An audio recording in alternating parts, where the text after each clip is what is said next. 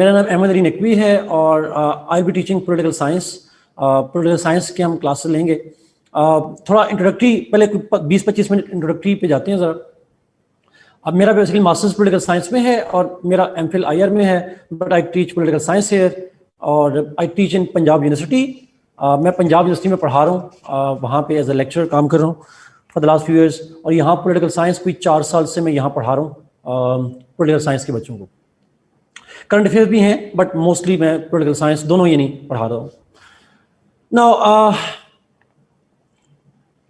Current affairs, अब जिन बच्चों को मैंने पढ़ाया है, ऑब्वियसली उसका थोड़ा डिफरेंट एक होती है, डिस्कशन डिफरेंट होती है, उसकी क्वेश्चंस डिफरेंट होते हैं, उसकी रीडिंग स्टफ डिफरेंट होती है।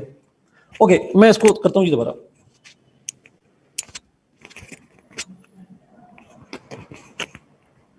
अब बताइएगा साजिद, अब आवाज का मसला कुछ क्लियर हुआ?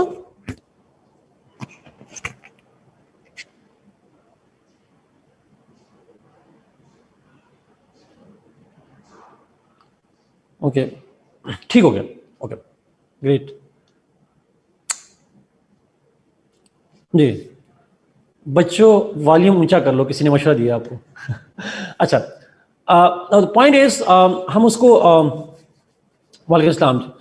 अच्छा, सो पॉइंट इज हम यहाँ पे जो पॉलिटिकल साइंस पढ़ेंगे उसका मेथड थोड़ा सा डिफरेंट होगा और उसको हम सोर्सेज भी डिफरेंट होंगे।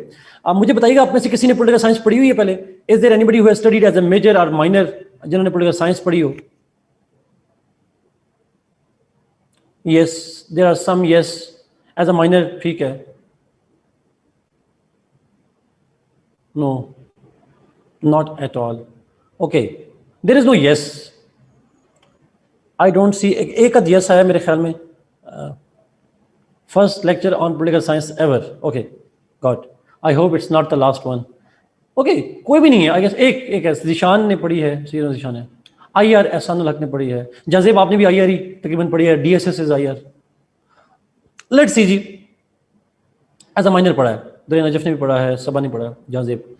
ओके, 99 बच्चे। Yes, 2 courses in undergrad, that's good. Okay, अब लेट्स स्टार्ट जी। अच्छा, पॉलिटिकल साइंस का सिलेबस देखा है? Those who have not seen it, please अगर आप कमेंट कर दें। Those who have not seen the political science syllabus, मुझे आइडिया हो जाए कि बच्चों ने देखा नहीं देखा।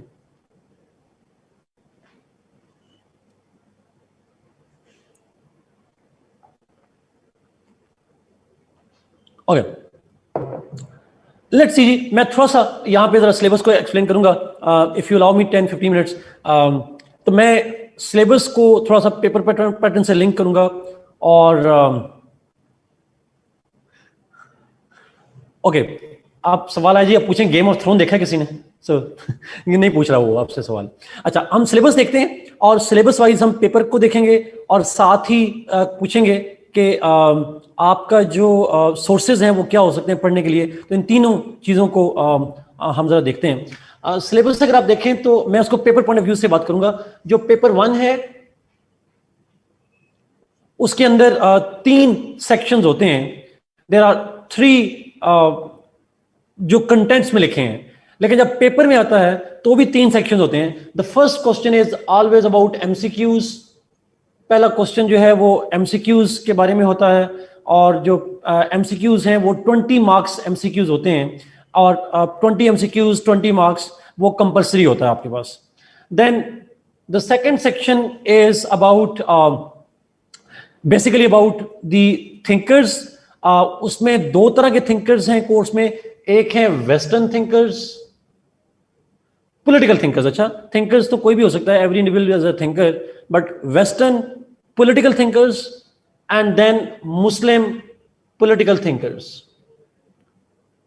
जैसे अगर मैं वेस्टर्न की एग्जांपल लूं तो आपने शायद नाम सुना हो प्लेटो का, अफलातून जिसको हम कहते हैं, अरिस्टोटल जिसको अरस्तु कहते हैं, हॉब्स, लॉक, रूसो, शायद उनका नाम ना सुना हो आपने, बट कार्ल मार्क्स का नाम आपने शायद सुना हो। कार्ल मार्क्स है हमारे कोर्स के अंदर। और इस तरह से डिफरेंट थिंकर्स हैं। डिफरेंट थिंकर्स जो वेस्टर्न थिंकर्स हैं, यूरोपियन थिंकर्स हैं, वेस्ट से थिंकर्स हैं, उनको हम पढ़ते हैं अपने कोर्स के अंदर। फिर मुस्लिम थिंकर्स हैं हमारे कोर्स में जो इस सेक्शन में आते हैं। मुस्लिम थिंकर्स में जैसे आपने शायद नाम सुने हो अल फराबी का, अल मवारदी का, इमाम गजाली का और रिसेंटली अगर मैं बात करूं तो जैसे अल्लामा मोहम्मद इकबाल हैं, ये डिफरेंट थिंकर्स हैं, शाह वलीउल्लाह वगैरह हैं, तो ये डिफरेंट मुस्लिम थिंकर्स भी हमारे कोर्स में, यस इब्न खल्दून, मैं कुछ नाम ले रहा हूँ जी, शायद कुछ नाम मुझसे स्किप भी हो जाएं जैसे आप लिख रहे हैं यहाँ पे, बट डिफरेंट थिंकर्स हैं। वेस्टर्न और मुस्लिम थिंकर्स पे सवाल आते हैं 4 और आपने अटेम्प्ट करने होते हैं 2। You have to attempt 2 questions out of total of 4 questions. These 4 questions are from Western and Muslim ones. Within Western और Muslim क्या डिवीजन होती है? मोस्टली ऑर्डिनरी डिवीजन तो ये होती है 2 question from western, 2 from Muslims. लेकिन ये भी हो सकता है कि वो सारे वेस्टर्न से दे दे, सारे मुस्लिम से दे दे, लेकिन ऐसा होगा नहीं, ऐसा होगा नहीं, सिलेबस में भी लिखा हुआ है और ऐसा होगा भी नहीं।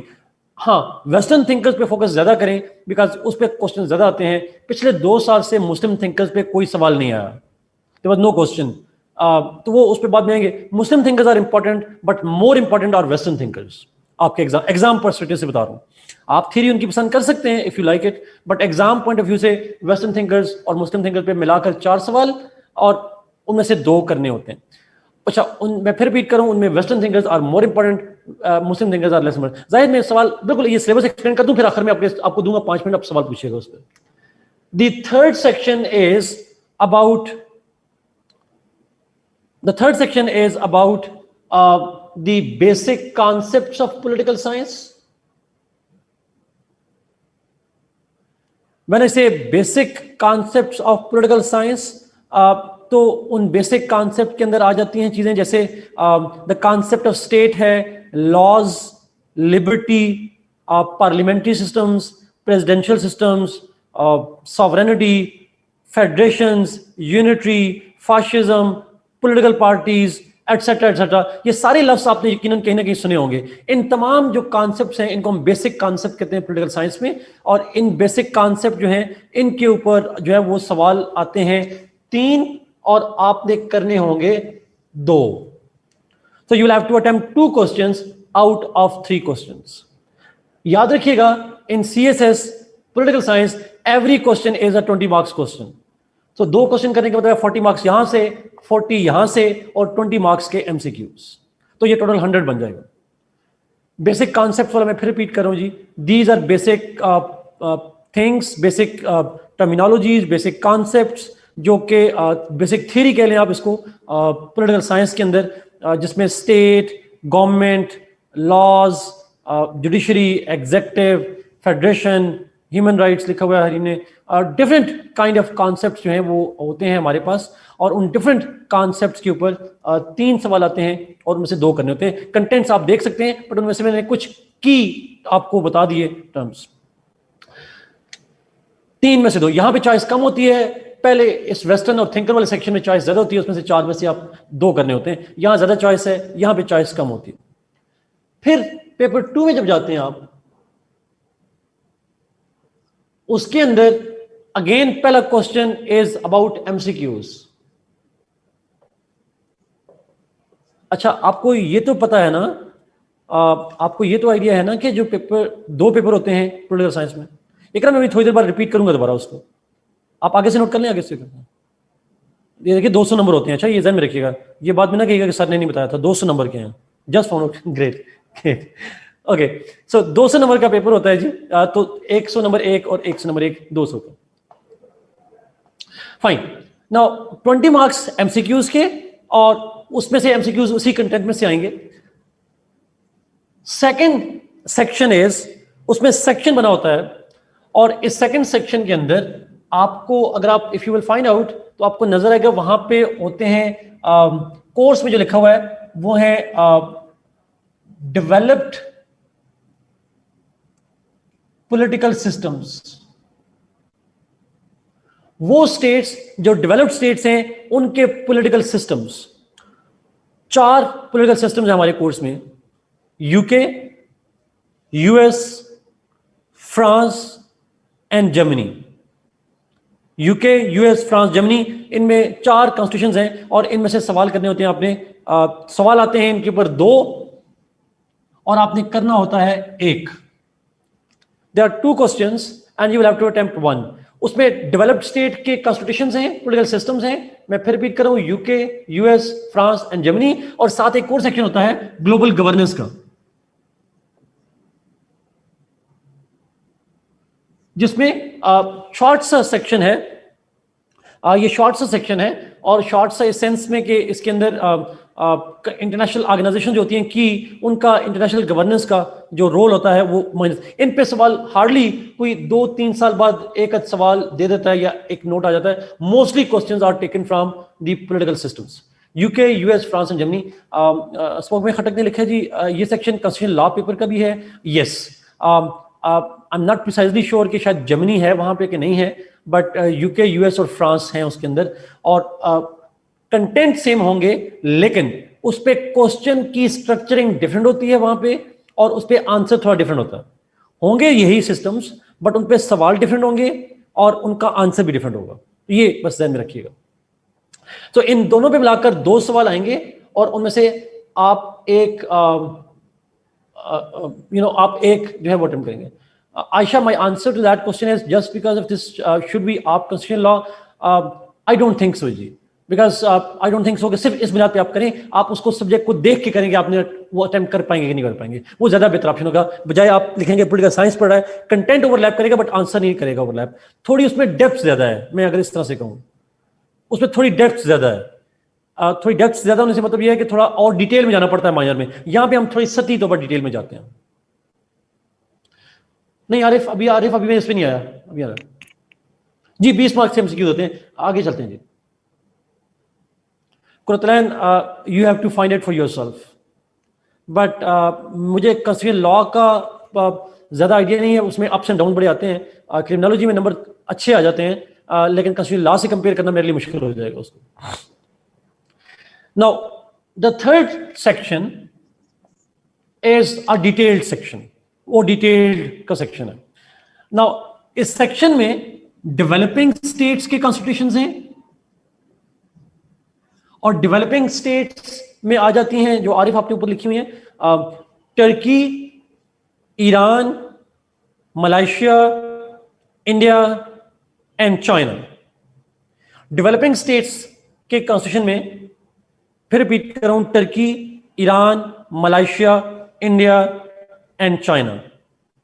ये 5 मुल्क हैं जिनके पॉलिटिकल सिस्टम्स हमारे कोर्स के अंदर है। प्लस अब इस सेक्शन में देखते जाइएगा और कौन कौन से, प्लस पाकिस्तान अफेयर्स है इसमें। अब पाकिस्तान अफेयर्स से क्या मतलब है? There are three kind of topics related to Pakistan affairs. जी Usman, developed in terms of political systems obviously. China, जी चाइना डेवलपिंग स्टेट्स में आता है। ये हमने लॉजिक नहीं पूछनी कि उन्होंने क्यों डाला सिलेबस में, हमने वो क्या कहते हैं, do in Rome as the Romans do, उन्होंने डाल दिया, हमने मान लिया। पाकिस्तान अफेयर्स, पाकिस्तान अफेयर्स के अंदर 3 तरह के टॉपिक्स हैं। 1, the role of the 3 personalities in Pakistan formation. Pakistan की फॉर्मेशन के अंदर 3 पर्सनैलिटीज का क्या रोल रहा, और वो बड़ी हिस्टोरिकल है, हम बचपन से पढ़ते हैं, पता नहीं पहली क्लास से शुरू करते हैं और अभी तक पढ़ रहे होते हैं। Allama Iqbal, sir Syed and Jinnah.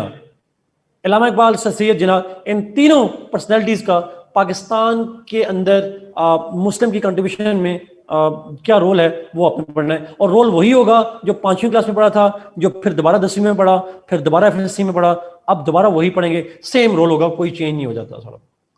So 21st century में आगे जिना साहब का कोई नया रोल नहीं आ गया, वही रोल होगा। सो वो आप जो शुरू से पढ़ते आ रहे हैं वही पढ़ेंगे। 3 पर्सनैलिटीज का रोल इन पाकिस्तान, तो मैं इसको कहता हूं प्री पार्टीशन का जो पोर्शन है।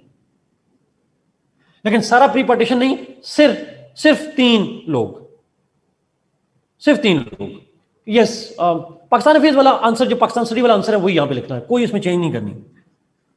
सेकेंड इज पाकिस्तान के बनने के बाद जितने कॉन्स्टिट्यूशंस हैं और उन कॉन्स्टिट्यूशन की पाकिस्तान की हिस्ट्री। फॉर एग्जांपल, हम उसको कहते हैं कॉन्स्टिट्यूशनल डेवलपमेंट ऑफ पाकिस्तान। हमारे कितने कॉन्स्टिट्यूशन हैं पाकिस्तान की हिस्ट्री में? जल्दी से कोई मुझे बता दे, how many constitution we have? वैसे तो 4 रहे हैं जी, एक इंटरम कॉन्स्टिट्यूशन भी था 1972 वाला, लेकिन मेनली 3 कॉन्स्टिट्यूशन है, मेन 3 कॉन्स्टिट्यूशन है। यस, नहीं 35 को नहीं कहते, 35 कॉन्स्टिट्यूशन नहीं था, इट वाज एन एक्ट। हमारे पास 1956, 62, 73 ये 3 कॉन्स्टिट्यूशन है, और 72 वाला जो है वो उसको हम इंटरम कॉन्स्टिट्यूशन कहते हैं। But anyway 3 constitution 56, 62, 73, in 3 constitutions के ऊपर सवाल आते हैं, इनका अक्सर कंपैरिजन आ जाता है, या इनकी इस्लामिक प्रोविजंस का कंपैरिजन आ जाता है, या इन कॉन्स्टिट्यूशंस के ऊपर नहीं 35 का एक्ट नहीं हमारे कोर्स में। हमारे कॉन्स्टिट्यूशन पाकिस्तान बनने के बाद का कॉन्स्टिट्यूशन, ये 35 एक्ट पाकिस्तान से पहले बना था, पाकिस्तान बनने के बाद में 56, 62, 73 बस उनका कंपैरिजन, उनकी इस्लामिक प्रोविजंस का कंपैरिजन, उन कॉन्स्टिट्यूशन के बनाने में जो प्रॉब्लम्स थी वो, the problems in the constitution making, और की अमेंडमेंट्स इन इट। और की अमेंडमेंट्स में सारी नहीं, 18th अमेंडमेंट के ऊपर आप पढ़ेंगे। केसेस नहीं है हमारे कोर्स में, मानूर केसेस नहीं है हमारे पास। मैं फिर रिपीट करूं जी, तीनों कॉन्स्टिट्यूशंस प्लस कॉन्स्टिट्यूशन मेक, उनका कंपैरिजन वगैरह, plus constitution making process and challenges, plus 18th amendment, recent amendments, but obviously 18th amendment is the most important one, बाकी अमेंडमेंट्स आप नहीं करते। तो ये कॉन्स्टिट्यूशन से रिलेटेड हमारे कोर्स में है। एंड लास्टली पाकिस्तान से लेकर, नो यस मुस्तफा, ये पूछा जा सकता है, यस एग्जैक्टली, मैंने कहा कॉन्स्टिट्यूशन मेकिंग चैलेंजेस में वो ये भी आ जाएगा ना कि क्यों डिले हुआ, बिकॉज चैलेंजेस की बात हो रही है। और थर्ड सेक्शन जो है पाकिस्तान से रिलेटेड, जो अंदर एक पॉइंट है वो है पाकिस्तान के current political issues, contemporary political issues. उसमें टाइटल ये नहीं लिखा हुआ, बट जो इश्यूज लिखे हैं वो यही हैं। मिसाल के तौर पर हमारा रिसेंट इश्यूज में अगर मैं बात करूं तो आप जानते होंगे हमारे यहाँ सिविल मिलिट्री रिलेशन का एक इशू है, जुडिशरी का रोल है एक प्रॉब्लम, हमारे यहाँ फेडरेशन के इश्यूज हैं, लोकल गवर्नमेंट हो सकती है, नेशनल इंटीग्रेशन हो सकती है, religion and politics in Pakistan हो सकता है। ये 4-5 मेन इश्यूज जो हैं, ये जो हम अगेन शुरू से हम पढ़ते आ रहे हैं, वो पाकिस्तान के करंट पॉलिटिकल इश्यूज हैं। मैं फिर रिपीट कर रहा हूं, की पॉलिटिकल इश्यूज, मनूर अगर आप ये सवाल देखेंगे इस पर आपको समझ आ जाएगी।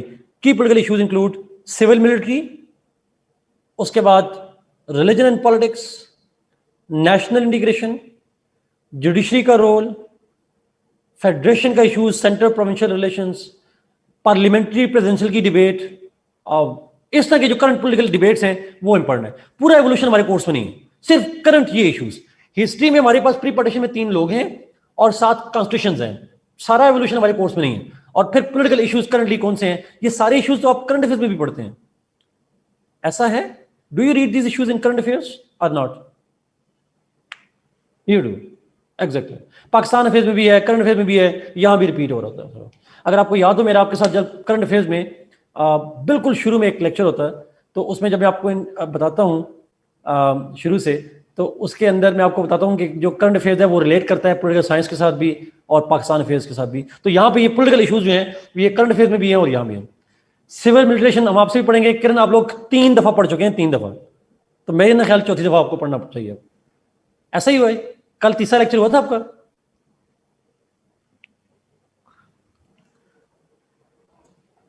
चलिए 2 दफा हो गया, 2 दफा काफी नहीं है। नहीं मैंने नहीं पढ़ा ना, आप लोगों ने पढ़ा होगा। आखिर में देखेंगे, वी विल, हम उसको पढ़ेंगे थोड़ा सा, वो हम इंशाल्लाह पढ़ेंगे। अमीर हमजा आप वीकेंड से नहीं थे?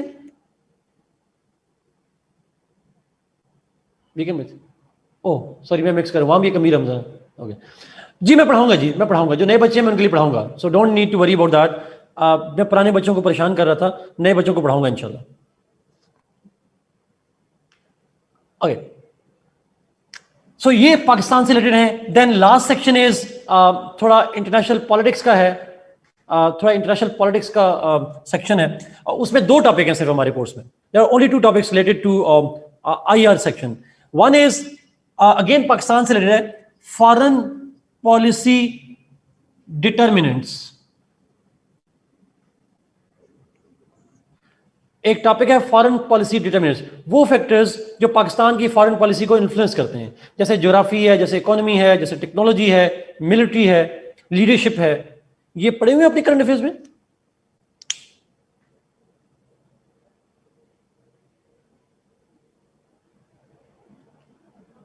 नहीं पढ़े, मैं पढ़ाऊंगा, वैसे ही मैं पढ़ाता हूँ यहाँ पे, तो हम इसको डिस्कस करेंगे। लेकिन एक फैक्टर होता है, ज्योग्राफी फैक्टर होता है, इकोनॉमी फैक्टर होता है, how they influence foreign policy, ये हम देखेंगे।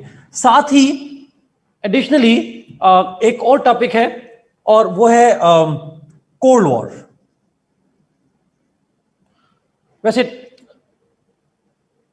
वो जियो स्ट्रेटेजिक में सिर्फ ज्योग्राफी एज फैक्टर आ जाता है इधर, तो हम उसको जरा ज्योग्राफी के अलावा और पॉइंट भी लिखेंगे उसके अंदर, इकोनॉमी की बात करेंगे, बाकियों की बात करेंगे। कोल्ड वॉर, जी मैं पिक्चर सेंड कर दूंगा बोर्ड की इंशाल्लाह। सो कोल्ड वॉर जो है ये भी हमने डिस्कस करना है। एक ब्रीफ सी एक टॉपिक होता है इसके अंदर, कोल्ड वॉर की हिस्ट्री, जो वर्ल्ड वॉर 2 के बाद से ऑनवर्ड्स है। सो दिस इज कोर्स ही, इसके अंदर अब ये तमाम है, ये जो डेवलपिंग स्टेट के क्वेश्चन है, पाकिस्तान अफेयर्स है, ये जो आयर के 2 टॉपिक्स हैं, इन तमाम पे सवाल आते हैं 5 और आपने अटेम्प्ट करने होते हैं 3। You have to attempt 3 questions और 5 क्वेश्चंस आते हैं। वर्ल्ड वॉर्स नहीं है इसके अंदर, वर्ल्ड वॉर 2 के बाद की डेवलपमेंट है, वर्ल्ड वॉर्स नहीं है। सो डेवलपिंग स्टेट्स, पाकिस्तान अफेयर्स और आईआर सेक्शन, टोटल पे सवाल होंगे 5 और उनमें से करने होंगे 3। अच्छा, यूजुअली पैटर्न ये होता है इन 5 में से मोस्टली सवाल होते हैं, कम से कम 2 या 3 सवाल होते हैं पाकिस्तान से रिलेटेड। एक सवाल यहां से आ जाता है या यहां से आ जाता है, या 2 सवाल यहां से आ जाएंगे, बट पाकिस्तान के ऊपर फोकस ज्यादा करना है, बिकॉज मोस्टली क्वेश्चंस पेपर 2 के लास्ट सेक्शन में most of the questions are about Pakistan. Usually ये पैटर्न है, उसकी मर्जी वो कहीं से भी दे सकता है, बट पाकिस्तान पे ज्यादा फोकस कीजिएगा, बिकॉज अगर पाकिस्तान पे फोकस करेंगे तो ये आपको यहां भी हेल्प करेगा, पाकिस्तान अफेयर्स में भी हेल्प करेगा, करंट अफेयर्स में भी हेल्प करेगा, और बाकी जो आप बाद में पब्लिक एडमिनिस्ट्रेशन वगैरह रखेंगे या कोई और ऑप्शनल सब्जेक्ट रखते हैं तो उसके अंदर भी आपको हेल्प कर सकता है। दिस इज व्हाट इज जी। यहां भी एमसीक्यू तो दोनों में है, उसके अलावा 2 सेक्शन यहां पेपर 1 में है, 2 सेक्शन पेपर 2 में है। यहां पे 4 में से 2, 3 में से 2, वहां पहले 2 में से 1 और फिर 5 में से 3। This is how the question is structure जी। Let me go for sources, और फिर मैं आपके आखिरी सवाल इकट्ठे लेता हूं, या let me first ask question. इस सिलेबस से पूछने फिर हम सोर्सेज पे जाते हैं, सिलेबस से सवाल ले लेता हूं जल्दी जल्दी। सर इसमें करंट अफेयर डेवलपमेंट भी आती हैं या बस ऑलरेडी डिफाइंड सिलेबस होता है? नहीं, जाहिर सिर्फ यहां पे करंट इश्यूज आ सकते हैं डिबेट, ये पाकिस्तान के पॉलिटिकल इश्यूज में, बाकी करंट डिबेट नहीं होती। जी Mustafa, you can attempt only 3 questions from all these topics. Yes, कोई एक सवाल और भी किसी ने पूछा था, अगर आप पूछना चाह रहे हैं पूछ लें जी, सिलेबस के हवाले से।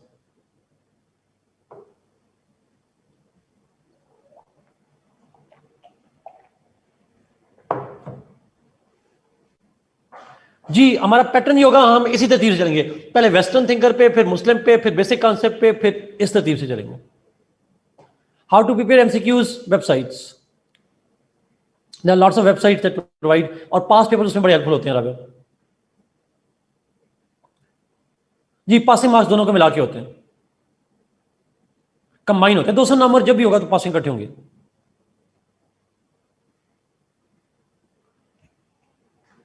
अगर आप क्वेश्चन पब्लिक करेंगे तो ज्यादा अच्छा हो जाएगा, ताकि सबको सवाल भी समझ आ जाए, मैं जवाब सबको दे दूं। ना सिर्फ क्वेश्चन घुमा फिरा के आते हैं, नहीं मोस्टली सीधे आते हैं, मोस्टली। अभी सोर्स पे जाने लगा हूं जी। राबिया गूगल करें political science MCQs, you will find a lot of website, कोई खास नहीं है। पासिंग मार्क्स जितने बाकी सीएसएस के होते हैं यहां भी इतने होते हैं, 33%। कोई खास वेबसाइट नहीं है, आके जनरली गूगल करेंगे आपको बेशुमार मिल जाएंगी। चैट बड़ी कीजिएगा सर। कॉन्स्टिट्यूशनल डिबेट में Indian constitutional changes specially about article 370 आ सकते हैं, अगर आएंगे तो किस तरह से? सायरा बिल्कुल आ सकते हैं, लेकिन उस पर सवाल मेरा नहीं ख्याल कि यहां आएगा, कॉन्स्टिट्यूशन लॉ में आ सकता है, अगर वहां इंडिया कोर्स में है, यहां पे उसके चांसेस कम है। लेकिन जब हम पढ़ेंगे, अभी सारे टॉपिक में नहीं बता सकता उनमें किस तरह का सवाल आएगा, ये जब हम टॉपिक्स पढ़ना शुरू करेंगे उस वक्त मैं बताऊंगा कि तो क्वेश्चन कंस्ट्रक्शन अभी बात करना फजूल है उसके ऊपर, जब हम टॉपिक पढ़ेंगे फिर क्वेश्चन कंस्ट्रक्शन पे जाएंगे, किस एंगल में सवाल आ सकता है। Western Muslim thinkers portion seem bit related to philosophy, it is Munisa actually political philosophy. Course में जो टाइटल है वो है western political thought, Muslim political thought, it's actually political philosophy. Is it possible to prepare it in 2 months with all dimensions covered? Yes, obviously, 2 months is too much. You can, अगर आप lecture के अलावा करना चाहते हैं, it should not take more than 15 to 20 days. In addition to lectures, maximum 15 days. Average score उमर vary करता है. लास्ट ईयर का एवरेज स्कोर अगर मैं बात करूं, somewhere around 120s, somewhere around 120 and around. जो मेरे देखा था, कुछ 40-50 ट्रांसक्रिप्ट मैंने देखी हैं लास्ट ईयर, जो मुझे याद हैं. देखी तो मैंने ज्यादा है, बट याद यही है. अमीर हमजा मैंने स्कोरिंग के हिसाब से बता दिया, रफली एवरेज यही होती है. यस किरण, यस 67 है, ये 68 है, 67 है शायद, इतना ही है. इसमें क्रैमिंग ज्यादा है. जाहिद ने पूछा, देखें क्रैमिंग तो आप मैथ को भी लगा सकते हैं जाहिद. क्रैमिंग का कोई फार्मूला नहीं होता. बाज लोग करंट अफेयर्स को क्रैमिंग लगा लेते हैं. आप क्रैमिंग लगाना चाहें तो भी लगा सकते हैं, अंडरस्टैंड करके करना चाहें तो भी कर सकते हैं. It's up to you. दोनों ऑप्शन है. नो जी, I don't teach constitutional law. Is the syllabus same with PMS? Usman, thank you for asking a good question. जो पीएमएस के बच्चे हैं जी, पूरे पाकिस्तान से आप लोग होंगे, मोस्टली पंजाब से तो नहीं होंगे, बट पीएमएस का सिलेबस इसका 70% सिलेबस है.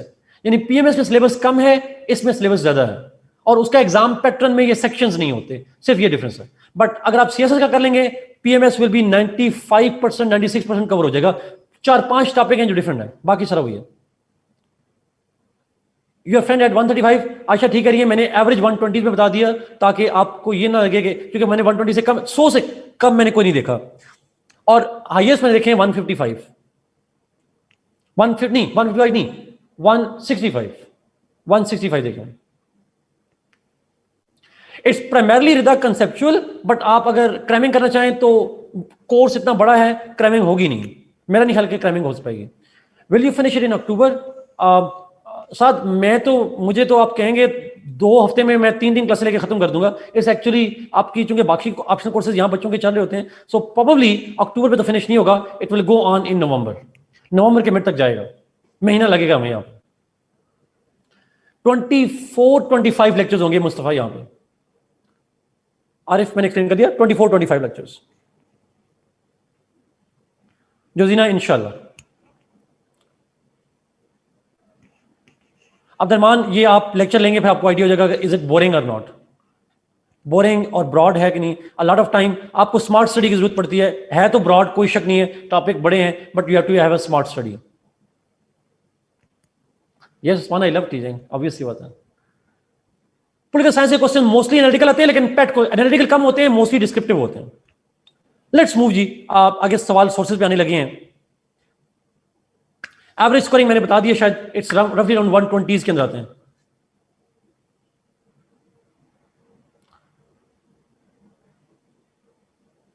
No Fariya, we have to cover both western and Muslim both. Thank you. Zahid अभी थिंकर शुरू करेंगे. आप मुझे बताइएगा आज के लेक्चर के एंड पे, आपसे मैं 5 मिनट में सवाल लूंगा, इज इट क्रैमिंग और नॉट. मेरा आंसर है no, you don't need to cram it, you can understand it. Cramming करेंगे मुश्किल हो जाएगी. No Hamir Hamza, we won't skip the last year topics. हम कुछ टॉपिक, हम इसमें ना मोस्ट इंपॉर्टेंट टॉपिक्स करेंगे. आप ऑलमोस्ट 80% सिलेबस कवर करेंगे, 20% जो इररिलेवेंट चीजें हैं हम उनको छोड़ देंगे. यहां पे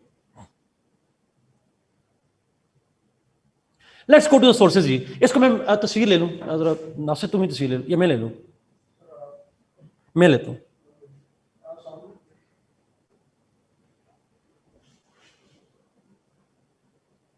ओके, ले ली मैंने तस्वीर.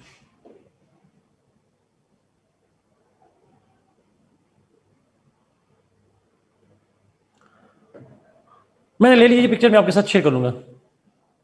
Let's go to the sources. Sources पे जाते हैं. अब जरा सुनिएगा जी गौर से. पेपर 1 में जो वेस्टर्न थिंकर्स हैं, I strongly advise you to read Judd Harmon's book. Judd Harmon writer का नाम है, और उनकी बुक का नाम है वेस्टर्न पॉलिटिकल, नहीं, modern political thought from Plato to present. Western philosophy के लिए the best book is Judd Harmon, and the title of the book is modern political thought from Plato to present. कोई बंदा यहां पे type कर दे जी, board पे लिखने पास जगह नहीं है, वरना मैं लिख देता. Modern political thought from Plato to present. Sajid अभी उसके ऊपर आ रहा हूं वेस्टर्न थॉट के लिए. थैंक यू साद। और ये राइटर का नाम है जुड हरमन जी, साद ने नीचे लिख दिया नाम। Thank you Ayesha. Muslim thinkers के लिए I will give you reading myself. आपको रीडिंग मुस्लिम थिंकर के लिए मैं खुद दूंगा, so you will have to wait for that. On basic concepts you will have to study Mazharul Haq's book.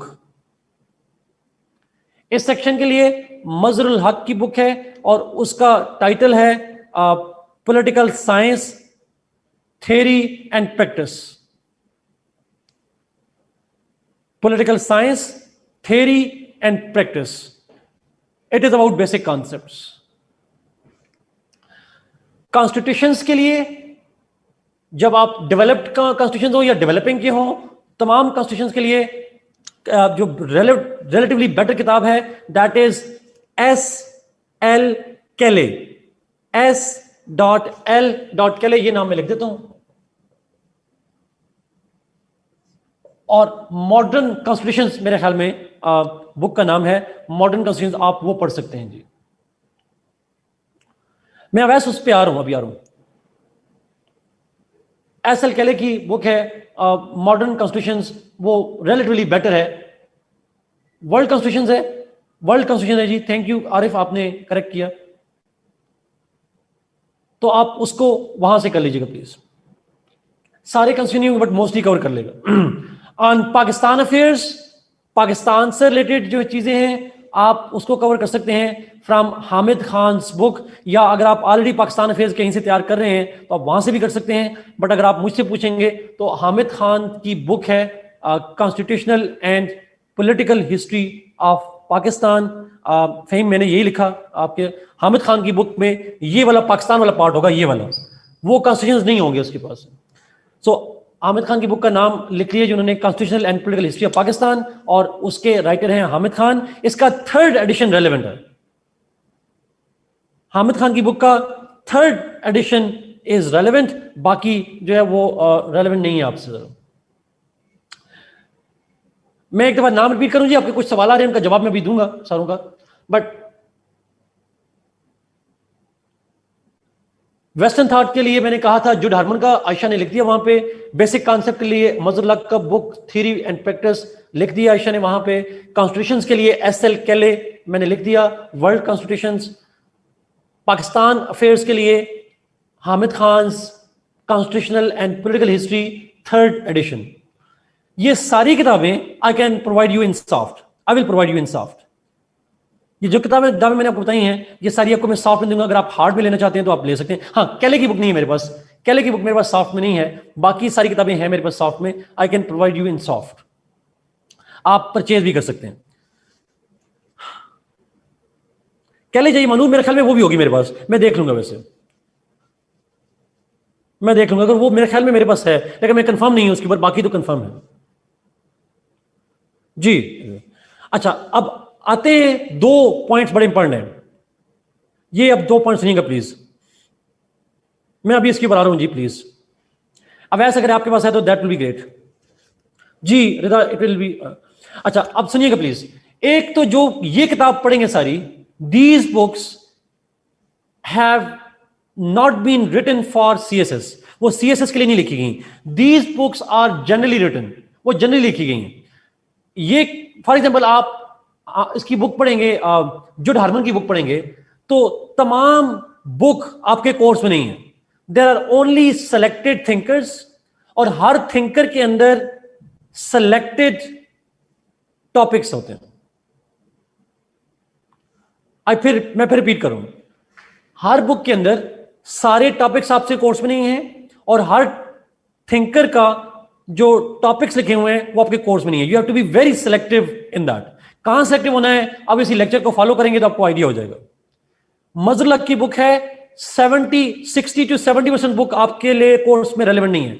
Only 20 to 30% book is relevant to your course.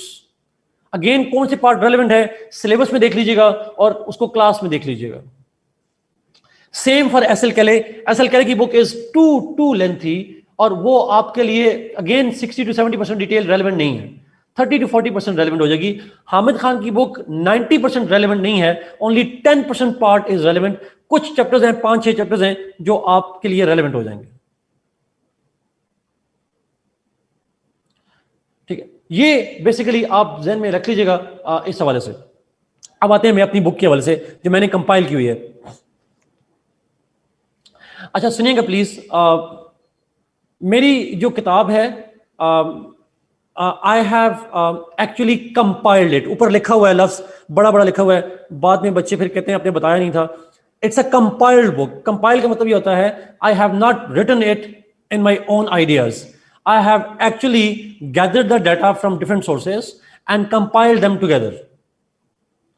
ठीक है, but ऐसा नहीं है कि उनको मैंने पढ़ा नहीं है। I have read it, I have read it, I have gathered it from different sources और कंपाइल। बट अगर आप ये कहें कि एग्जैक्टली मेरे अल्फाज होंगे और मेरा लेक्चर में जो अल्फाज है वहां पे नहीं मिलेंगे, तो मुझे कुछ ना कहिएगा, because lecture is my self और वो बेसिकली मैंने कंपाइल किया है और उसके अंदर सारा कोर्स मौजूद है, all of the course is there.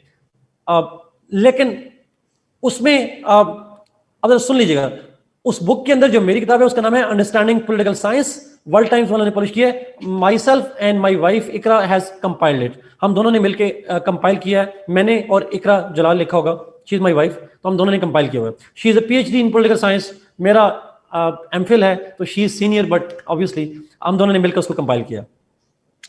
Now ये जो दोनों ये किताब है मेरे वाली जो मैंने कंपाइल की है, इस बुक के अंदर सारे कोर्स मौजूद है, but you don't need to study, you don't need to study all of it. उसके अंदर एक टॉपिक की जितनी डिटेल चाहिए वो काफी है, लेकिन सारे टॉपिक्स करने हैं जरूरी नहीं है जी। वर्ल्ड टाइम ने पब्लिश किया जी, उसका नाम है अंडरस्टैंडिंग पॉलिटिकल साइंस। जी आसान में उनसे लेक्चर लेता हूं, लेकिन पॉलिटिकल साइंस के नहीं। Okay, so the point is yes, तो वो पॉइंट ये बेसिकली कि वो सारी बुक, क्योंकि सारी बुक सारा कोर्स है ना, आई हैव टू राइट, ताकि अगर कोई सारा पढ़ना चाहे तो पढ़ ले। लेकिन आपने अगर इस साल एग्जाम देना है, you don't have the time, ना जरूरत है, इसमें स्मार्ट स्टडी की जरूरत है। वो कौन से टॉपिक हैं ऑब्वियसली हम यहाँ पे डिस्कस करते जाएंगे, आपको आइडिया होता जाएगा। तो जब यहाँ लेक्चर लेंगे you will get to know कि उसमें से कौन से टॉपिक रेलेवेंट है जी। अगर आपको समझ आ रही है, अब तो सुनिएगा प्लीज, अगर आपको समझ आ रही है lecture plus my book, you don't need anything else if you understand it। but अगर आपको अंडरस्टैंडिंग नहीं हो रही उससे, फिर दूसरी बुक ले लें। लेकिन एक बात जरा गौर से सुन ले प्लीज, एक बात जरा गौर सुनिएगा प्लीज, प्लीज गौर सुनिएगा, जरा गौर सुनिएगा प्लीज। पॉलिटिकल साइंस में एक टॉपिक को मल्टीपल सोर्सेज से पढ़ेंगे तो आपका नुकसान होगा। वेस्टर्न थिंकर्स हैं तो आप कहेंगे मैंने 2 या 3 किताबों से पढ़ के करना है, that will be a bad thing for you.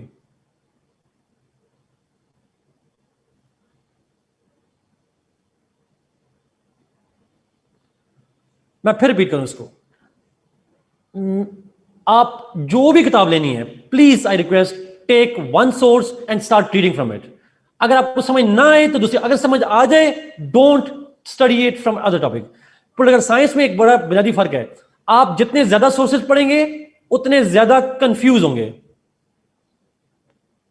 The more नहीं, I am not saying it MAS के आप वर्ल्ड टाइम की बुक खरीदें, मैं बिल्कुल भी ये नहीं कह रहा, मैं बिल्कुल भी, मैं आपको पहले इस दफा कह रहा हूं, आप कोई भी लें, अगर आप कोई एक बुक लेंगे, the more you read the more you get confused.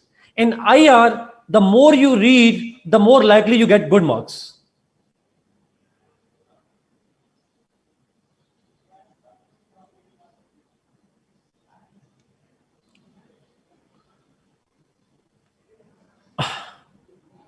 मेरी बुक साफ में नहीं है, एक बात, यस प्रेफरेबली, हाँ एक टॉपिक पढ़ रहे हैं, मिसाल के तौर पर आप एक टॉपिक पढ़ रहे हैं, अच्छा आप जरा सुन लें, आखिरी जो मैं चलें बता दूं आपको, मेरी बुक सारे सिलेबस को कवर करती है। अब मैं अपनी बुक में और इन बुक्स में डिफरेंस बता देता हूं, चॉइस आपने करनी है, मैं डिफरेंस बता देता हूं। देखिए मेरी जब बुक कंपाइल करने का बेसिक पर्पस ये था कि 2 बेसिक चीजें थी, 2 बेसिक पॉइंट थे। एक पॉइंट तो ये था कि ये जो किताबें हैं ये बड़ी जनरल किताबें हैं। मैंने जैसे कहा कि इसमें 80% 70% कोर्स आपसे रेलेवेंट नहीं होता, स्टूडेंट डोंट नो कि कौन सी चीज रेलेवेंट है कौन सी नहीं है। So I have compiled it and I have added only those topics and those details that are relevant for exam. बाकियों को मैंने निकाल दिया पकड़ के, एक तो ये कर दिया। एंड सेकेंड पर्पज इज, जो बेसिक पर्पज था वो ये था कि अब आपको मेरी बुक में ये कंफर्म होगा कि ये टॉपिक इररिलेवेंट नहीं है, वो कोर्स में है, सिलेबस में है। एक बात तो ये, इन किताबों में कौन सा टॉपिक सिलेबस में नहीं है, बाज़ वक़्त हमें नहीं आइडिया होता, तो ये कंफ्यूजन। दूसरी चीज, इन किताबों के अंदर थ्योरेटिकल एक्सप्रेशन डिटेल्स बहुत अच्छी हैं। खासकर मैं जुड हार्मन की बात करूं तो जुड हार्मन की बुक में थ्योरेटिकल डिबेट बहुत ही आला है, बट उसमें स्ट्रक्चरिंग आपको शायद समझ ना आए। उसमें कौन सी चीज पहले लिखनी है, कौन सी चीज बाद में लिखनी है, हेडिंग कहां बनानी है, कौन सा पॉइंट किससे रिलेट करता है। He has written a generally good analytical book, लेकिन पेपर में आपने एज इट इज जैसे उसने लिखा है वैसे नहीं लिखना। पेपर की स्ट्रक्चरिंग कैसे करनी है, you can take the idea from my book. अगर आपको पेपर अटेम्प्टिंग टेक्निक्स पता है कि कौन सी चीज कहां लिखनी है, कौन सी चीज पहले लिखनी है, हेडिंग कहां देनी है, वो फिर अगर आप कर सकते हैं, फिर आप बेशक जुड हार्मन ले लें, that will be okay for you. जी आई डिड कैले की पार्ट में से डिफरेंट और सोर्सेस से, ओरिजिनल कॉन्स्टिट्यूशन से कंपाइल करके मैंने शॉर्ट कर दिया है।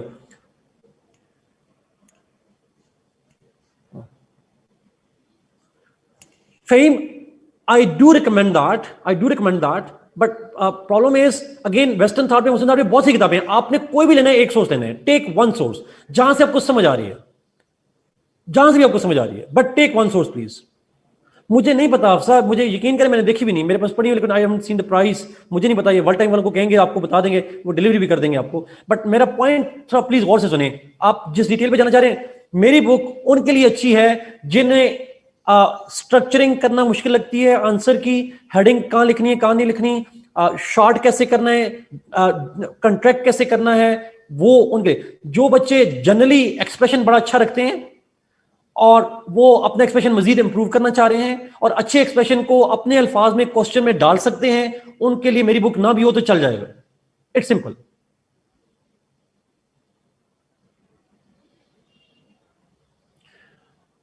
माई बुक, लेक्चर्स, लेकिन अगर मेरे बुक और लेक्चर से आपको समझ भी आ जाए, मेरी बुक ले लें और लेक्चर ले लें और उसमें से अगर आपको समझ भी आ जाए तो आप मैक्सिमम कितने मार्क्स ले सकते हैं, मेरे ख्याल में डिपेंड करता है फिर आप उसमें से समझ के कितना अच्छा लिख पाते हैं। अगर अपने अल्फाज में अच्छा लिख पाते हैं तो आप आराम से जितना हाईएस्ट स्कोर आते हैं आप कर सकते हैं। You can take it. Okay जी, I guess let's move to the topic. Should we move? Okay, अच्छा, अब लेक्चर का पैटर्न ये होगा जी, जरा सुनिएगा। लेक्चर्स का पैटर्न ये होगा कि because there are 108 students right now, तो आई एक्सपेक्ट कि 110 तक शायद हो जाएं। एक्सप्रेशन का सारे मतलब ये होता है कि आपका राइटिंग स्टाइल कैसा है, मतलब आप कितने अच्छे वोकेबलरी इस्तेमाल कर रहे हैं, जुमले कितने अच्छा लिख रहे हैं, ये मतलब है इसका। पैराग्राफ कितने अच्छे बना रहे हैं, इस तरह की चीज़ें। अच्छा, तो पैटर्न ये होगा जी कि हम क्लास होगी तकरीबन 1 घंटा 10 मिनट की और 15 से 20 मिनट आखिर में आप सवाल पूछेंगे। दरमियान में आप सवाल पूछ सकते हैं, मुझे लगा कि इंपॉर्टेंट है तो मैं जवाब दूंगा, नहीं लगा तो आप माइंड ना कीजिएगा, I will answer it at the end, because फिर वो लेक्चर रेलिवेंट नहीं होगा, वो लेक्चर डिस्टर्ब हो जाएगा। So you can always ask questions, but अगर मुझे लगा क्वेश्चन रेलिवेंट नहीं है तो आपने उसको सीरियस नहीं लेना। आपने देखना चाहिए सर ने जवाब नहीं दिया इसका मतलब ये इंपॉर्टेंट नहीं होगा, सर बाद में इस पर डील कर लेंगे। लेकिन अगर मुझे लगा बड़ा इंपॉर्टेंट है तो मैं उसका जवाब दे दूंगा और हम आगे चलेंगे। तो कंसेक्टिवली 1 आवर 10 मिनट्स के करीब हम लेक्चर लेंगे, आखिरी 15 से 20 मिनट क्वेश्चन आंसर के लिए होगा। Is it fine? जी अमीर हमजा, इसलिए मैं ये कह रहा हूं, अगर मुझे लगा तो मैं उसका आंसर दूंगा, आप जरूर पूछिएगा। बट अगर आपको मुझे लगा कि बड़ा इंपॉर्टेंट सवाल है, हो सकता है मुझसे भी गलती हो सकती है ना, आपने सवाल पूछा, हो सकता है मैंने एंगल छोड़ दिया हो, आपके सवाल से मुझे याद आ जाएगा हाँ भाई मैंने ये भूल गया था, लेट मी से इट। लेकिन अगर आप नहीं होंगे तो फिर मैं आखिर में जाके जवाब दूंगा। ओके, नहीं अभी तो हमने 1:30 पे खत्म करना है, अगले 30 मिनट्स में खत्म करना है। सो आज तो ये रूल अप्लाई नहीं होगा, नेक्स्ट क्लास से अप्लाई होगा। आज मैं कोशिश करूंगा आखिरी 5-10 मिनट आपके लिए छोड़ दूं, 5-10 मिनट आपके लिए रखूंगा, वो उसमें छोटा सवाल हो जाएगा।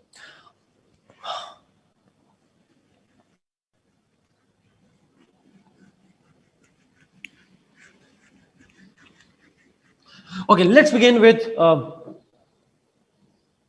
जी साजिद मिल जाएगी, मैं आज वो भी मेल कर दूंगा आप लोगों को। Let's start with western thinkers जी। हम थिंकर से शुरू करेंगे और सबसे पहले शुरू करेंगे वेस्टर्न से, and we will start from Plato. Now यहां पे एक इंपॉर्टेंट पॉइंट सुनिएगा, जब आप इस सेक्शन में जाते हैं, थिंकर्स के सेक्शन में जाते हैं, तो ये सबसे इंपॉर्टेंट पॉइंट होगा, जरा गौर से सुनिएगा। वेस्टर्न थिंकर्स हो या मुस्लिम थिंकर्स हो, इसमें सवाल आते हैं 4 और आपको अटेम्प्ट करने हैं 2। लास्ट 2 साल से 19 और 20 में उसने थिंकर के ऊपर 1 या 2 सवाल देता है, बाकी 2 सवाल वो मुस्लिम से उठाने के बजाय वो पेपर 1 के सेक्शन 2 में से उठा लेता है, आखिरी सेक्शन में से उठा लेता है, बेसिक कॉन्सेप्ट में से।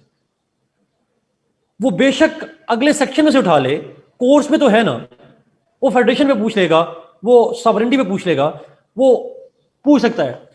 लेकिन आप परेशान न होइएगा, हम बहरहाल हम थिंकर ही पढ़ेंगे इस सेक्शन में, और थिंकर पे सवाल देगा, 1 हो 2 हो या 4 हो। हिस्टोरिकली 4 ही आते रहे हैं, सिलेबस में अभी तक यही लिखा हुआ है कि उसमें 4 सवाल होंगे, लिखा हुआ है 50% मार्क्स होंगे यहां से। लेकिन अगर वो ना दे, if he does not give all questions on thinkers, don't need to be confused, वो सिलेबस के दूसरे पार्ट से उठाकर पहले डाल देगा। ये बात समझ आ रही है? Are you getting this point? 19-20 में ये थोड़ा प्रॉब्लम आया था, बट वैसे यूजली प्रॉब्लम नहीं होता ये वाला। ओके, नाउ थिंकर्स का क्वेश्चन अटेम्प्ट करने के लिए ऑब्वियसली हम डिस्कशन तो अभी शुरू करेंगे, but few things that if you add in your answer, you are likely to increase your marks if you add following points. जी साजिद, एग्जैक्टली। अच्छा, नाउ पॉइंट इज, इस सेक्शन में, थिंकर वाले सेक्शन में कुछ टेक्निक्स हैं, कुछ स्पेशल चीजें हैं। अगर आप अपने आंसर में लिखेंगे तो आपके मार्क्स बढ़ जाएंगे, अगर आप नहीं लिखेंगे आपके मार्क्स एवरेज आ जाएंगे। वो क्या चीजें हैं, सुन लें please, note it down. First,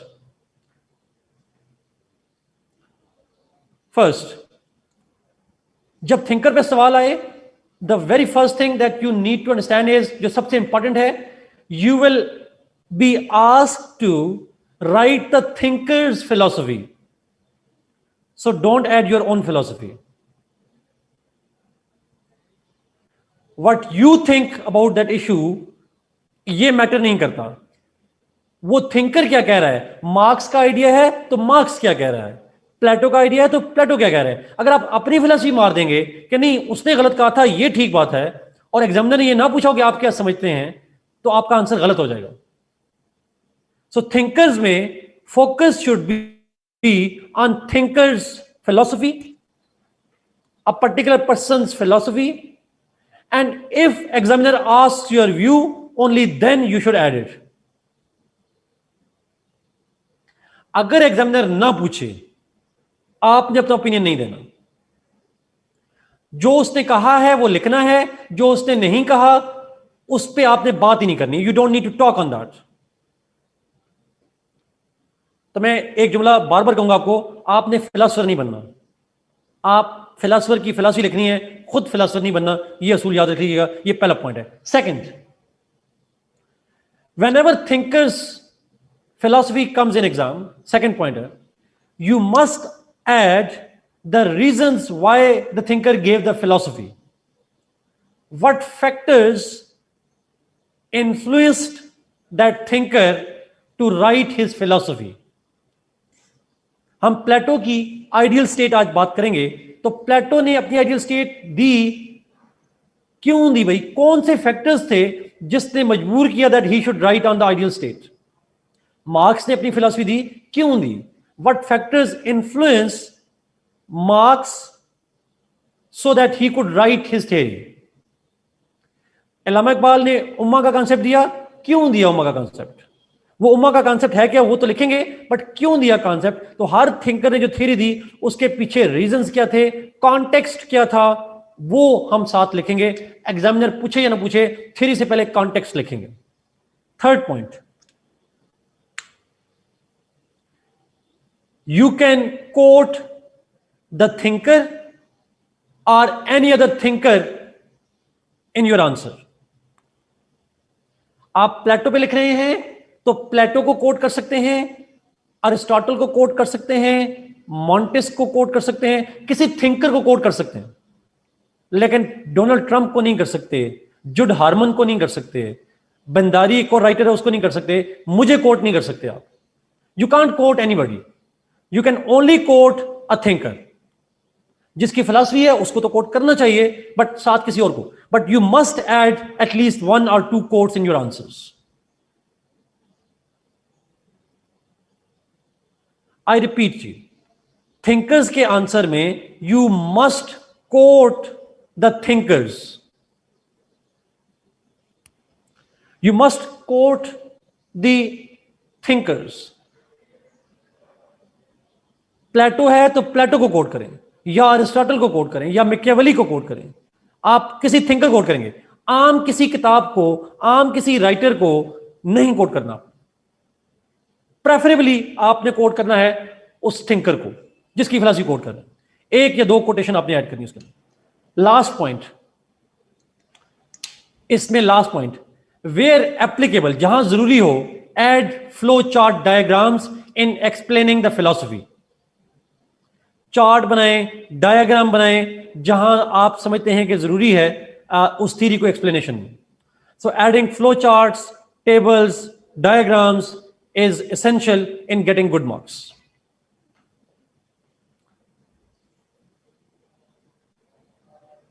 These are key things जी. ये आप अपने आंसर में लाजमी याद रखिएगा, ये पॉइंट्स बड़े इंपॉर्टेंट हैं.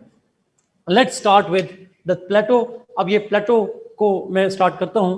प्लेटो की डेट ऑफ बर्थ है 427 BC and he died 347 BC.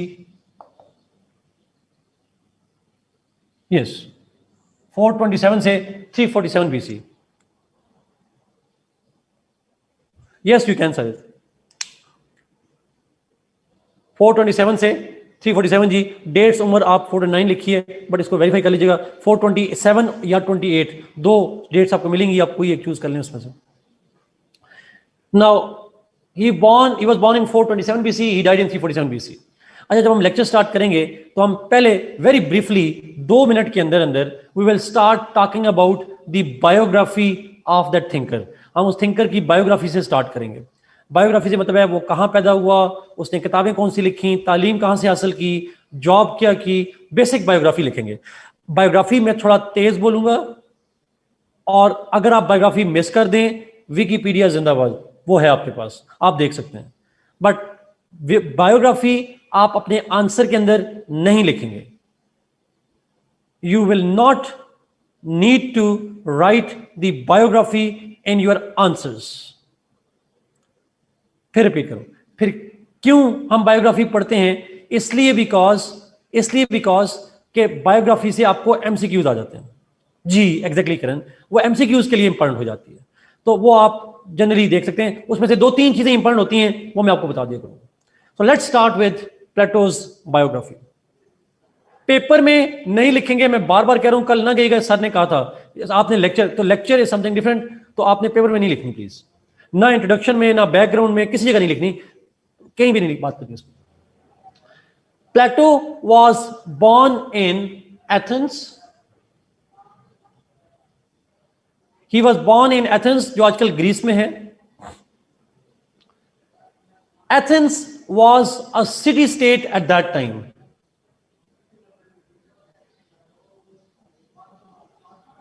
Athens was a city state during his time. City state से मतलब है it was a complete country, it was a complete state, but it consisted of only one city. Fiza, no. Answer is no. City state means that a state, an entire country which consisted of one city. एक ही शहर था उस मुल्क के अंदर. And that was a complete independent state. तो उस जमाने में एथेंस, तो पूरे एरिया का नाम था ग्रीस, और उसके अंदर Athens was a complete city. क्या किसी और सिटी स्टेट का नाम आता है किसी को? Do you know any other city state? अगर आप मूवीज देखने के शौकीन है तो आपको पता होगा. Sparta, exactly, good. वेटिकन बाद में आया था, बट स्पार्टा जी एग्जैक्टली, ठीक है. नाउ रोमन्स भी बाद में आए थे. सो सिटी स्टेट एक और एग्जांपल आप दे देंगे उसकी स्पार्टा की, but he was born in Athens, Athens में पैदा हुआ. He got his early education at home. शुरू की एजुकेशन घर से ली. Later on, he became the student of Socrates. Later on, he became the student of Socrates. सुकरात का student बना, and he remained the student of Socrates until Socrates was executed. Socrates को बाद में execute कर दिया गया. तब तक जो प्लेटो था, he remained his student. After the execution of Socrates, Plato left Athens. वो एथेंस से बाहर चला गया. He visited different areas. Ultimately, he returned back to Athens. Ultimately, वापस आए एथेंस में, and he established an institution in Athens which is called Academy. Academy was the institution that Plato established after the death of Socrates. ये उसका नाम था, सिर्फ Academy. Plato spent all his life, all his remaining life, reading, writing, and teaching in Academy. बाकी सारी उम्र वो academy में पढ़ाता रहा, लिखता रहा और साथ में पढ़ता रहा. So he started reading, writing and teaching in academy throughout his life. Plato wrote 3 books and they are very important ones. He wrote 3 books. Republic, Statesman, Laws. He wrote 3 books. Republic पहली किताब है, दूसरी है Statesman और तीसरी है Laws. ये 3 किताबें प्लेटो ने लिखी. And this is, he died in 347 BCG, बाद में मर गया वो. ये बेसिकली उसकी बेसिक बायोग्राफी है. और उसके हवाले से ये 3 फैक्ट्स आप ध्यान में रखिए. डेट ऑफ बर्थ तो ध्यान में रखिएगा, बट ये 3 फैक्ट्स ध्यान में रखिएगा. He was born in Athens, he was a student of Socrates, he established academy, he wrote 3 books, Republic, Statesman, Laws. ये सबसे इंपॉर्टेंट इंफॉर्मेशन है जी. एमसीक्यूज अक्सर आ जाते हैं इसके ऊपर. लेट्स सी कि उस पर सवाल किस तरह से आता है. जजीना गूगल में लिखा होगा, मुझे एग्जैक्ट ईयर याद नहीं कब बनाई थी, वो लिखा होगा उसके अंदर.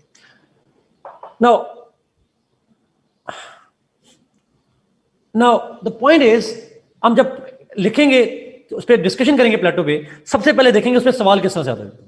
The question on Plato is most likely to be asked on his theory of ideal state.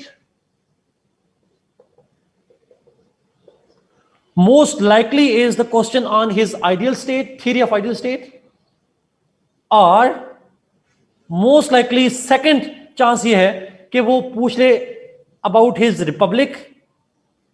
Republic क्या है? What is republic? Anybody? The book, जो किताब उसने लिखी थी उसका नाम है रिपब्लिक. तो एग्जामिनर रिपब्लिक पे पूछ सकता है. Are less likely, but he can also ask you about his concept of philosopher king.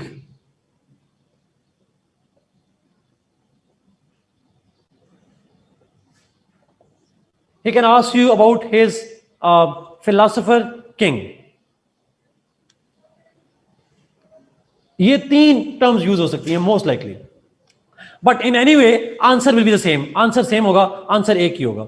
Now, what we will do is, क्योंकि उसकी जो किताब है रिपब्लिक, इस किताब के अंदर he talked about the ideal state as well as the philosopher king. बात एक ही है. किताब पे आ जाए सवाल या इन पे आ जाए, answer will be the same one. Let's start his ideal state. उसके अंदर से ही हम philosopher king को derive करेंगे. Let's start his theory of ideal state. But मैंने मरियम, ये बात भी आपको समझ आएगी. अभी फिलोसोफर किंग समझ नहीं आएगा, मैंने इसी मिटा दिया, अभी आएगा उसके ऊपर. अच्छा, मेरा एक सवाल है. हम जब प्लेटो की थ्योरी का आंसर लिखेंगे तो हम सबसे पहले चीज क्या लिखेंगे? What will we write first?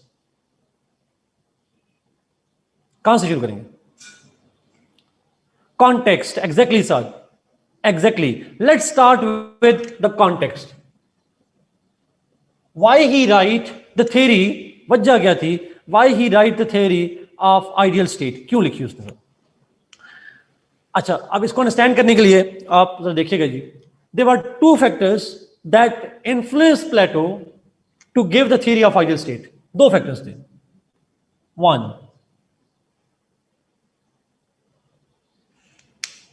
One was the issue of the fact that, देखें मेरा से सवाल है आपसे, एक छोटी सी बात जरा जवाब दीजिएगा प्लीज. प्लेटो के वक्त में स्टेट ऑलरेडी मौजूद थी, स्टेट वाज ऑलरेडी देयर, उससे पहले भी स्टेट मौजूद थी, और स्टेट चल भी रही थी, ठीक चल रही थी. और एथेंस के अंदर जो सिटी स्टेट थी, वहां पे था एक सिस्टम था जिसको हम कहते हैं direct democracy.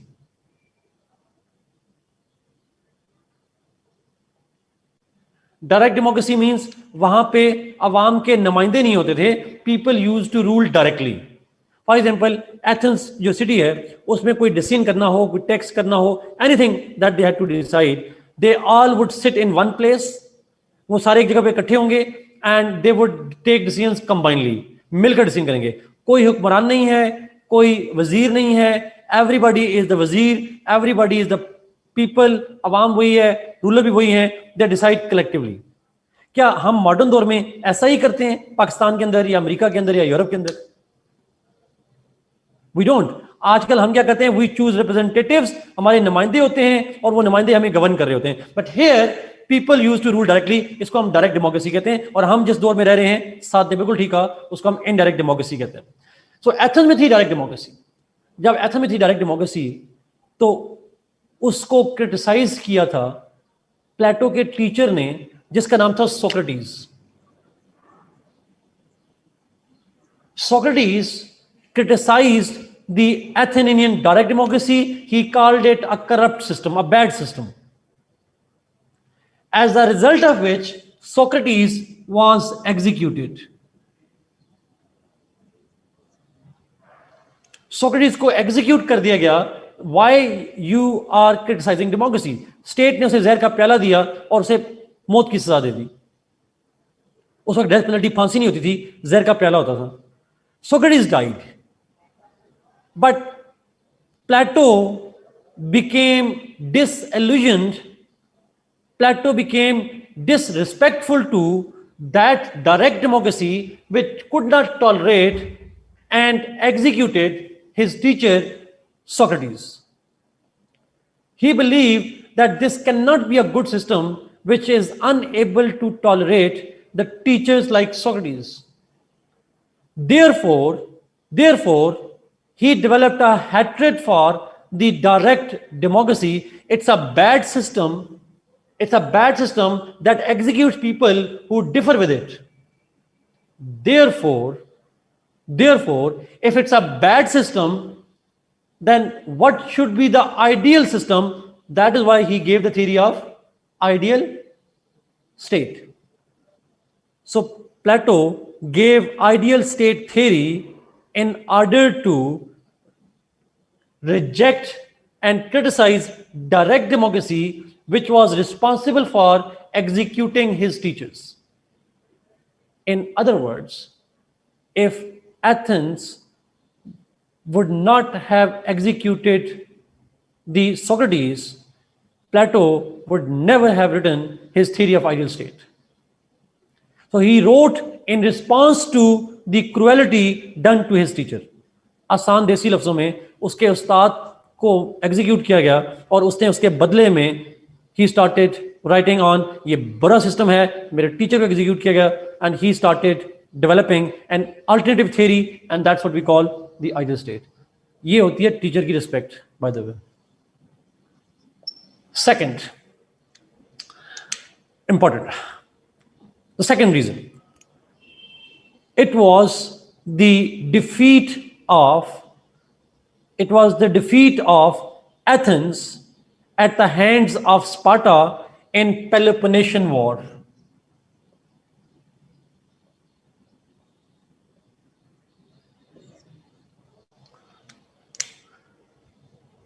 Thank you. defeat of Athens at the hands of Sparta. 2. The Athens